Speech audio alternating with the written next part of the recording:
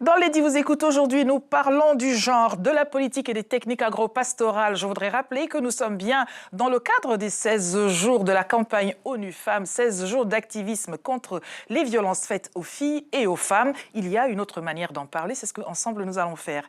Merci de recevoir avec moi nos invités du jour. Docteur Aurore Kinduelo, bonjour docteur. Bonjour Lydie. Vous êtes médecin généraliste, mais vous n'êtes pas que médecin généraliste. Vous êtes coordinatrice de Femmes à venir et puis vous êtes aussi la présidente d'Action internationale pour le développement. Et bien sûr, j'en oublie car les femmes ont toujours plusieurs foulards. Pas casquette, hein, ça décoiffe. Merci. Avec nous sur le plateau, Monsieur Freddy Kita. Monsieur, bonjour. Bonjour madame. Merci d'avoir accepté notre invitation. Vous êtes le secrétaire général du Parti Démocratie Chrétienne en République démocratique du Congo.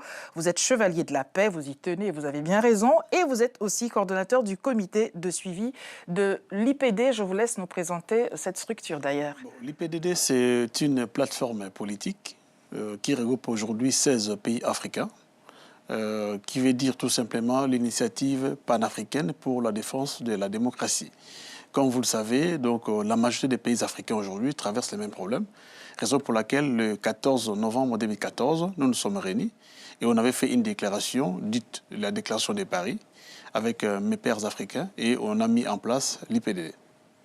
Père, P-A-I-R-S, sinon je cherchais les mères, M-E-R-E-S, dans tout cela. Madame, vous avez la parole. Nous avons voulu articuler la question du genre et la politique, parce que c'est votre registre, monsieur, et c'est la réalité, et les techniques agro-pastorales. Il se passe en ce moment quelque chose à l'ECDE. Vous y étiez l'un et l'autre. De quoi s'agit-il d'ailleurs ? Alors donc, ce matin, nous avons eu une grande réunion, une grande messe, qui a parlé un peu de tout ce qui est agro-pastoral et les microcrédits qu'on peut aujourd'hui attribuer aux agriculteurs, aux petites et moyennes entreprises et aux coopératives en Afrique. C'était très intéressant. Et à ce moment-là, donc, on a fait parler les investisseurs et aussi, on a fait parler aussi quelques agriculteurs qui ont posé leur situation dans les investissements, dans les moyens de trouver des crédits et dans la production, dans les récoltes et puis dans la commercialisation aussi qui nous pose beaucoup de problèmes. Donc, surtout nous les femmes qui sommes dans la production vivrière et familiale, donc ça nous interpelle beaucoup. La question que nous aimons à poser aux hommes politiques, c'est que souvent la question du genre est comme une incantation.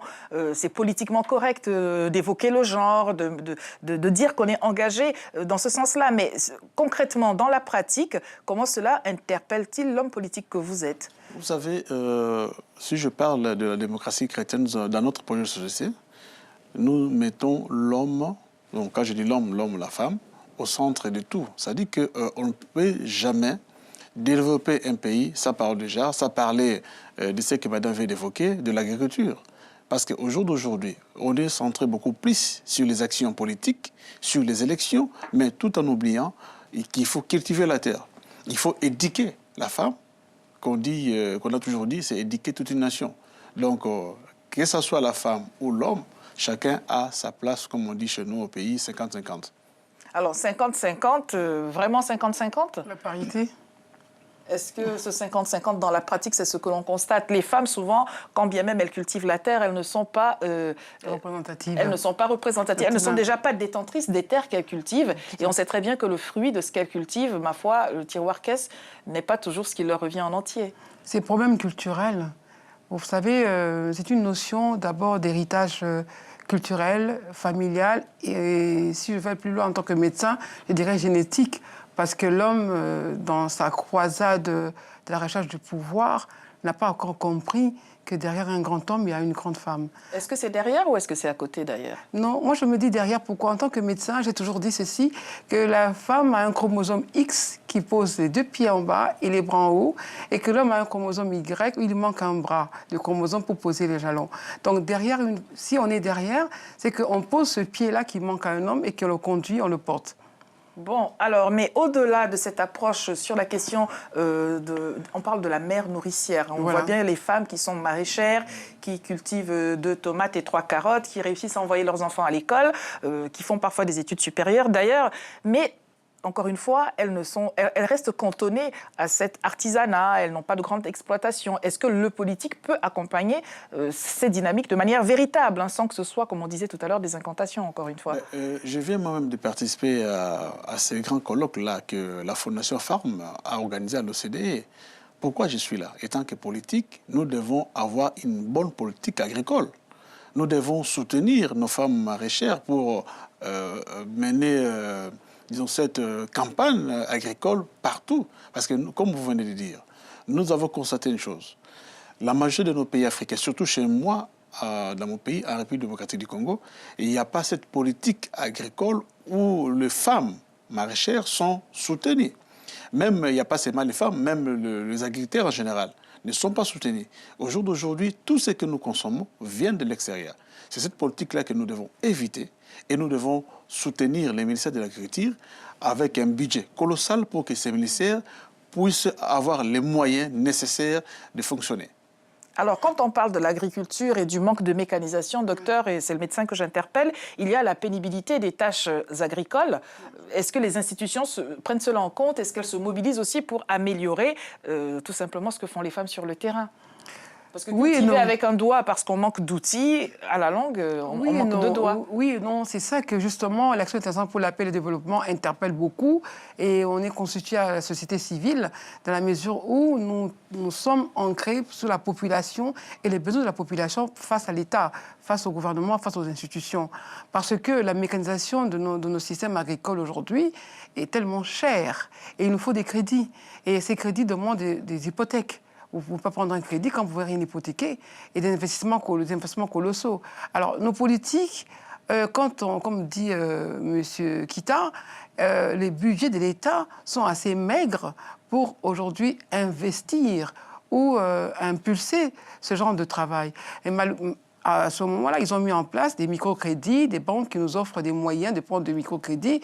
Mais malheureusement, 80% de la population, je dirais 50 ou 80, ne travaillent pas. Alors nous sommes tous dans la débrouillardise, comme ça va en Afrique. Nous avons des terres. Aujourd'hui, j'ai parlé des terres, des hectares que nous avons. On est contraint de les vendre par les Chinois pour qu'ils exploitent, parce qu'on n'a pas des moyens financiers, matériels de le faire. Et la femme veut bien, parce que la femme, elle est nourricière, elle est mère. Alors, nourricière, quand on n'a pas des moyens d'investir, c'est très compliqué. C'est la raison pour laquelle on se bat. La femme se bat. Moi, je me dis, aujourd'hui, je m'adresse aux politiques. Et aujourd'hui, si on met un ministère, on ne mettra pas un ministère de la Santé, tout simplement.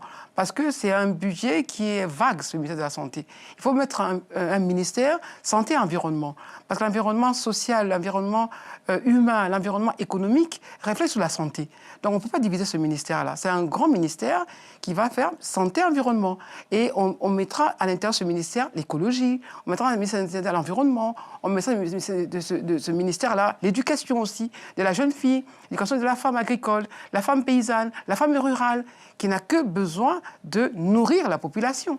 Mais n'y a-t-il pas une certaine répartition des rôles, des tâches qui se fait, telle sorte que les femmes se retrouvent à faire ce qu'on fait avec ses mains dans un champ, sur une plantation, et les hommes, eux, sont ceux qui vont recevoir la formation, pour des outils, de quelques outils quand il y en a, de toute la machinerie industrielle. N'y a-t-il pas une discrimination déjà dans ce sens? Moi, je ne crois pas qu'il y a une discrimination. C'est un homme qui parle ou c'est l'homme politique? Il y a un sérieux problème. Vous savez, dans nos États actuellement, vous avez des gens qui nous gouvernent par défi, qui n'ont reçu aucune formation et qui ne savent pas ce que c'est un État. Et cette politique-là a du mal à s'appliquer parce qu'au sommet de nos États, vous avez des incapables. Et je suis désolé de le dire. Quand vous parlez de la femme, par exemple, à l'est de la République démocratique du Congo, vous avez des femmes violées, vous avez aussi des hommes violés. Parce qu'aujourd'hui, quand on parle de femmes violées, il y a aussi des hommes violés. Ça, il faut bien les souligner. Vous avez des couches... Des hommes violés qui ne le sont pas par des femmes, ce n'est pas un détail. Mais non, écoutez, des hommes violés par des hommes, par des groupes armés. Le viol reste un viol. Voilà. Oui. Voilà. Donc, c'est un peu ça les problèmes qu'on a. Donc, ça dit que cette politique-là, ou d'encadrement, comme Madame vient de dire, d'encadrer les femmes, d'encadrer les jeunes, ça aura toujours du mal parce que nous avons des gouvernants qui n'arrivent pas à bien faire leur travail. Et il y a aussi un problème de budget, comme Madame vient de dire. Et regardez, par exemple, en RDC, le Parlement a voté un budget annuel du gouvernement de 9 milliards. Or, vu tout le problème qu'est la RDC, ou par exemple le Congo-Brazzaville, je ne sais pas, a comme difficulté, avec 9 milliards, vous ne pouvez rien faire. Mais vous avez des sommes colossales qui sont dépensées de gauche à droite sans que cela profite à la population.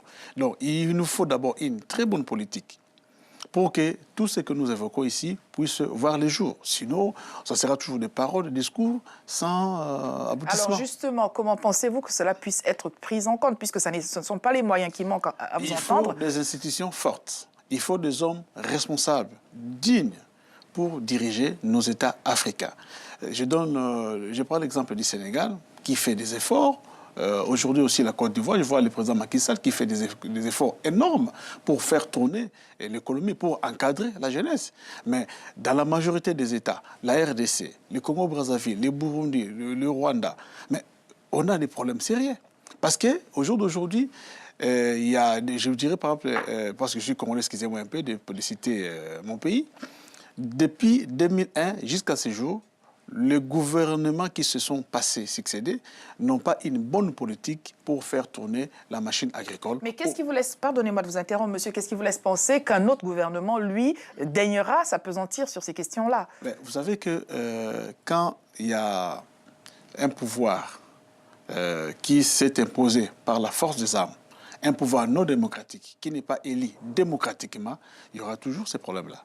Mais, docteur, ne pensez-vous pas que quelquefois les préoccupations, les réalités des femmes sont prises en otage par la guéguerre entre les hommes? C'est-à-dire que des considérations de c'est qui le chef, est-ce que c'est démocratique, est-ce que ça ne l'est pas? En attendant, c'est des générations entières de filles, de femmes, et donc la nation, in fine, qui dépérit. Tout à fait, c'est un problème de la gouvernance. Il faut qu'on redéfinisse ce qu'on appelle la bonne gouvernance. Parce que la bonne gouvernance, ce n'est pas seulement d'être un pays démocratique, ce n'est pas seulement dire qu'aujourd'hui, tout le monde a le droit de parler, tout le monde a le droit de dire ce qu'il veut, mais comment gouverner, avec qui gouverner? C'est ça le problème. Avec des femmes, par exemple. On a vu Ellen Johnson. On a vu Ellen Johnson en Libéria. C'est un pays qui a eu beaucoup de guerres. Mais depuis que la femme est au chevet de ce pays, on a vu la calmie. Parce que la femme n'a pas besoin du pouvoir. Elle a déjà le pouvoir. Mais les hommes ont souvent tendance à vouloir un pouvoir. Ils ont le pouvoir, mais un pouvoir encore superlatif. Ce qui fait que ça leur confère en plus des inimitiés et un ego démesuré. Moi, un ego démesuré. Et je suis le plus fort. C'est-à-dire un leader, il se crée un attribut d'un leader. Il pense que tout le monde, sans lui, personne ne peut fonctionner. C'est pour ça qu'il y a des dictateurs. Parce qu'on dit, s'il n'est pas là, qui va être là? Mais il y a des leaders partout. Le leader peut être une femme, peut être un homme, peut être un paysan, peut être un leader. Il n'y a pas d'école de politique. En Europe, aujourd'hui, on fait l'école l'ENA. Mais aujourd'hui, on est né politicien parce qu'on vit dans un environnement politique. Parce que la politique nous gère dans nos âmes. Mais il y a ceux qui l'exercent, d'autres qui les subissent. Vous voyez, c'est ça la politique dans la vie. On ne peut pas s'écarter de la politique. Mais dans ce clivage-là, ceux qui gèrent et ceux qui subissent, souvent ce sont les mêmes. Je ne voudrais pas faire de misérabilisme, mais quand on regarde les catégories, d'ailleurs elles sont parfois désignées par les sociologues comme des cadets sociaux, souvent, et les femmes et les enfants, c'est toujours les mêmes qui sont au mauvais poste. Non, madame, vous savez, comme madame Kindolo vient de dire, c'est un problème de la bonne gouvernance. Quand un pays est très mal gouverné, que vous mettez Pierre, Paul, Jean ou Timothée, ça sera toujours le même problème. C'est pourquoi il nous faut, en Afrique, des institutions fortes. Regarde, aujourd'hui, on vient de signer un accord à la COP 21. Oui. Mais il y aura des financements. Mais si aujourd'hui, on donne cet argent, par exemple, à la RDC, ça va profiter à qui? À ceux qui sont au pouvoir. Parce que quand vous voyez... Quel qu'il soit. Non, pas quel qu'il soit. Parce que vous avez des gens... qui nous gouvernent par des filles qui n'ont pas de cœur. Mais monsieur, vous êtes en train de nous dire ceux qui sont là actuellement aujourd'hui ne sont pas les bons, il faudrait qu'ils ne soient plus là pour que les choses changent. Mais qu'est-ce qui donne la garantie à ceux qui nous écoutent, aux populations? Je voulais vous pousser justement pour que vous puissiez préciser cela. Qu'est-ce qui laisse penser que s'il en avait d'autres... Je parle de la bonne gouvernance. Oui. Vous savez, quand vous avez des institutions fortes et non des hommes forts qui vont passer, parce que les hommes passent mais les institutions restent, il nous faut des institutions fortes. que chacun... Mais qu'est-ce qui donne de la force aux institutions? Est-ce que ça tombe du ciel? Il nous faut Ne les sont-ce hommes, pas les hommes qui renforcent ces qu'il institutions? faut à la place qu'il faut. C'est tout. Quand vous mettez quelqu'un qui n'est pas à sa place, la première des choses, il va commencer par se servir. À quoi reconnaît-on quelqu'un qu'il faut pour le mettre à l'endroit qu'il faut d'ailleurs? Quels sont les critères? De par sa gestion. De par sa gestion, sa formation, de par son éducation aussi. Parce que vous avez aussi des gens qui nous demandent qui ne sont pas éduqués. Vous avez par exemple un sénateur de guerre qui a dans sa tête avoir une Kalachnikov. Qu'est-ce qu'il va faire? C'est ça que nous vivons dans nos pays. C'est ce qui est vraiment dommage. Êtes-vous d'accord avec monsieur, madame? Je suis tout à fait d'accord. Parce que la gouvernance, c'est quelque chose de très difficile. Parce que est-ce que nous sommes vraiment libres, autonomes dans nos pays? Nous sommes souverainement autonomes. C'est la question qu'on doit se le poser. Parce que moi, j'interpelle les politiques. Moi, je suis la société civile. Je me dis aujourd'hui, quand on est à l'extérieur du pouvoir, on se dit, je peux décider, je peux organiser, je peux penser à la société, je peux penser à la population. Mais dès qu'on arrive, on a des contrats. Déjà des contrats de protection militaire. Dès que vous arrivez au pouvoir, les Occidentaux vous imposent un contrat de protection militaire. Donc, on doit vous protéger. Il faut protéger les ressortissants français, allemands. On vous amène des hommes armés dans votre pays. Aucun pays africain ne peut dire aujourd'hui qu'il n'a pas reçu cette protection militaire. Déjà, un. Deuxièmement... N'est-ce pas la demande de ces pays africains, d'ailleurs? C'est dans les contrats mondiaux. Ce n'est pas une demande. C'est un contrat mondial. De toute façon, vous avez été élu par un peuple. Comment voulez-vous vous protéger contre ce peuple qui vous a élu? Si seulement vous avez été élu. Mais la plupart des présidents disent qu'ils sont élus. Ceux qui ont fait un coup d'État, bon, ils ont fait un coup d'État. Mais après, on se dit qu'on est élu. Vous voyez? Alors, comment vous voulez vous protéger contre les peuples qui vous ont élus? C'est ça que je ne comprends pas chez les politiques. Ils se protègent contre les peuples qui les ont élus parce qu'il faut une protection militaire de l'Occident, protection militaire de l'ONU, protection militaire de leurs propres milices, pour se protéger. Protéger de qui? De quoi?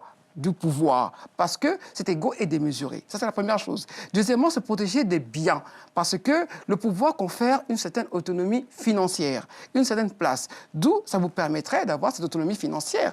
C'est ça, la protection, en fait. La bonne gouvernance, c'est ça. Nos rapports, d'abord, nous-mêmes, notre gestion, sommes-nous autonomes aujourd'hui pour bien exercer le pouvoir en question? Je deviens président, il devient président aujourd'hui. Est-ce qu'il est libre de l'exercer? That's the question. Et après cela, nos rapports avec les Occidentaux. Parce qu'aujourd'hui, quand nous regardons autour de nous, on se dit, ah oui, tel président est arrivé ici, le président Hollande l'avait reçu, maintenant, ce n'est plus dictateur, c'était bien un démocrate. Parce que les Occidentaux soutiennent les dictateurs à un certain moment, après ils les lâchent. Des rapports de gouvernance, c'est ça le problème de gouvernance. Alors, vous êtes en train de nous dire que très soigneusement, très tranquillement, on s'éloigne des préoccupations de genre, des réalités des femmes, parce que pendant qu'il y a ce combat de coq dans l'arène masculine et des gouvernants en Afrique et dans leur rapport nord-sud avec les gouvernements de l'Occident, les femmes se meurent tout simplement. Maintenant, on a une chance parce que nous sommes dans une évolution, je dirais même une involution, qui fait que la femme a étudié. La femme a appris, la femme devient active. Donc, elle n'est plus tellement spectatrice comme nos mères et nos grands-mères qui étaient dans le champ, qui n'avaient rien à dire. On devient maintenant les femmes actives et pas tellement spectatrices de notre sort. Vous voyez? Alors déjà, ça, c'est une évolution, la première. La deuxième, on fait un accompagnement. Parce que les hommes, quoi qu'on dise aujourd'hui, dans toutes les institutions où on disait que les femmes ne pouvaient pas être, on voit les femmes aujourd'hui. Avant, c'était interdit. La médecine, par exemple, c'était un métier d'hommes. Aujourd'hui, on voit les femmes. Donc, les hommes ont compris qu'il faut une certaine symbiose pour qu'on puisse construire un pays. Mais le hic qui reste, que l'ego de l'homme, qui fait que la partie qui est réservée au genre, dans la création, même dans construire une nation, c'est un peu squeezé un peu. Alors, monsieur, madame a dit le mot égo 3 fois et vous n'avez toujours pas tombé de votre chaise, je m'en étonne. Tout de même, nous allons tâcher de revenir quand même à notre thématique de départ, la question agro-pastorale, le renforcement des capacités des femmes par des activités génératrices de revenus, des activités donc souvent agricoles, parce que c'est l'immédiateté de leur situation, de leur réalité. Peut-on y arriver néanmoins? Faut-il attendre que des personnes comme il faut soit, comme vous l'avez dit, à l'endroit qu'il faut, de bonne volonté, de très bonne intégrité et tout ce qui s'ensuit, en attendant que les hommes soient les meilleurs, le monde se meurt, le monde des femmes surtout. Avant de répondre à votre question, je voulais un peu souligner une chose, ou contredire un peu ce que madame vient de dire par rapport ces conflits-là, si je peux appeler ces conflits entre guillemets, hommes-femmes. Dans le monde moderne que nous vivons actuellement, il n'y a pas d'homme, il n'y a pas la femme. Donc ça dit que si une femme ou un homme est capable de diriger, elle peut diriger. Nous voyons aujourd'hui des femmes ministres et les médecins elles-mêmes. Elle a évoqué les cas de... Mais pour une femme médecin, combien ne le sont pas qui auraient pu et qui auraient voulu écoutez, cela l'être? dépend aussi de ses capacités intellectuelles. Et puis, si, par exemple, moi, j'ai mes enfants. Si mes enfants, aujourd'hui, je les encadre bien, ils étudient, ils font de très bonnes écoles, ils deviennent, je ne sais pas, médecins ou professeurs, tant mieux pour moi. Donc, cela dépend aussi de là où chacun de nous vient. Et, elle a évoqué les cas de Mme Ellen Johnson, la présidente libérienne. Ça dit qu'aujourd'hui, il n'y a pas la femme, il n'y a pas l'homme. Donc nous sommes tous égaux, comme j'ai dit tout à l'heure, 50-50. Madame, docteur, êtes-vous d'accord? Y a-t-il pas de différenciation sociétale, tout de même, dans les réalités? Il n'y a pas la femme, il n'y a pas l'homme, c'est vite dit de l'entendre dire, mais sur le terrain. Monsieur Kita Afridi, c'est un homme politique. Oh que oui. Alors, donc, il ne peut que défendre le morceau dans lequel il évolue, le morceau dans lequel il est inspiré, le morceau dans lequel il défend. Donc, je pense que, quelque part, dans son fort-être, il a une place, il donne à la femme une place. Ça, je ne le nie pas. En tant qu'un homme politique, il serait une aberration de considérer la femme comme une femme toujours inférieure, alors que ce vulnérable. Sont des voix dans les urnes. Voilà. Donc c'est nous. Voilà. La femme a un rôle à jouer dans la société. D'ailleurs, moi, je n'ai jamais dit homme ou femme, j'ai dit seulement homme, tout court. Mais tout de même, pardonnez-moi, parce qu'il va falloir quand même amorcer, au moins pour finir cette émission, la réalité agro-pastorale. Nous disions tout à l'heure qu'il y a des microcrédits, mais quand on dit microcrédit, on dit aussi micro-exploitation, donc micro-revenus. Les femmes ne peuvent-elles pas s'affranchir de ces microcrédits dont le monde entier, les institutions, les politiques pensent que quand on leur a alloué des microcrédits, alors elles peuvent vraiment s'épanouir? N'y a-t-il pas de perspective? Comme vous le dites, il n'y a pas d'homme, il n'y a pas de femme. Comme les hommes, les femmes sont des hommes comme tout le monde. Je voulais apporter une précision. Je crois que je viens de le dire tout à l'heure. Il nous faut une bonne politique agricole en Afrique. Il faut financer les secteurs agricoles, donner le moyen, beaucoup de moyens aux agriculteurs pour qu'aujourd'hui, qu'il n'y ait plus la faim dans notre continent. C'est ça. Pour y arriver, il nous faut des hommes crédibles, pas des gens, quand il y a un financement ou il y a un don quelque part, ils le détournent. Vous nous dites donc que faute de quoi la situation est vouée à rester... Oui. Va perdurer. Que peut-on faire, docteur? Doit-on attendre que la poule ait des dents et que des hommes comme il faut soient aux commandes des États pour que les femmes en Afrique, les femmes rurales, madame, tout le monde dans son petit quartier puissent en sortir? C'est un combat à long terme. C'est déprimant, là, tout de suite. Là, j'ai un grand coup de blues, là, tout d'un coup. C'est un combat à long terme, mais nous avons confiance quand même à nos politiciens actuels, à nos politiques actuelles, parce que ce sont des jeunes qui ont vécu dans un monde moderne et qui ont une éducation moderne, comme dit monsieur Kita, qui a des enfants, qui vont faire des grandes études aujourd'hui, donc il est d'accord. Donc je pense qu'on peut aujourd'hui, dans les techniques agro-pastorales, par exemple, on peut trouver des femmes qui conduisent des machines, par exemple, aujourd'hui. On peut trouver des femmes qui peuvent utiliser les broyeurs. On peut trouver des femmes qui peuvent trouver les laboureurs.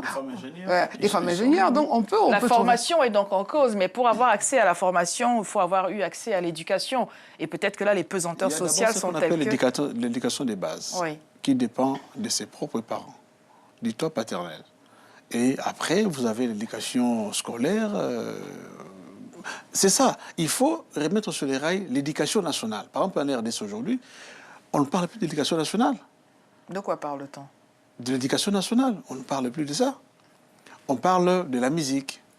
On parle des enfants de Chegue. C'est tout ce qu'on voit aujourd'hui. On parle de la bière. Partout, quand nous on grandissait, d'abord c'était les études. Aujourd'hui, on ne voit plus ça. Alors, pour parler de la musique, de quoi parle la musique dont on parle d'ailleurs? Il y a que des insanités, c'est ce qui est dommage. Est-ce révélateur du tissu social? N'est-elle pas, cette musique-là, à l'image des réalités aussi qui sont vécues? Mais ça reflète d'abord l'image des dirigeants d'un pays. C'est tout. Parce que, je donne un exemple. Vous avez un pêcheur, parce qu'il a pris une Kalachnikov. Il a tué, je crois, 15-20 personnes. Il est bombardé général des forces armées. croyez qu'est-ce qu'il va faire? Il va continuer dans cette logique-là. Et à chaque fois qu'il est mécontent, il va se réfugier dans un petit coin, il recrée encore une rébellion. C'est ce que nous vivons. Les M23, les M26, et ainsi de suite. C'est ce que nous vivons. Regardez ce qui se passe aujourd'hui au Mali, ce qui se passe au Nigeria, ainsi de suite. C'est ça. Ce diagnostic alarmant pour le moins, que fait l'OCDE? Je voudrais terminer par ce par quoi nous avions commencé. Vous êtes donc dans ces rencontres-là. Qu'est-ce qui se dit, puisque ce que monsieur évoque n'est pas méconnu, ça n'est pas un scoop? Quelles sont les propositions concrètes? Quelles sont les perspectives? Ce n'est pas encore terminé, nous sommes en pleine session. Y a-t-il une issue possible, probable? Dans les crédits, oui. Dans l'accompagnement, je pense que oui aussi. Et puis, comme dit M. Freddy Kita, dans la gestion du patrimoine du pays.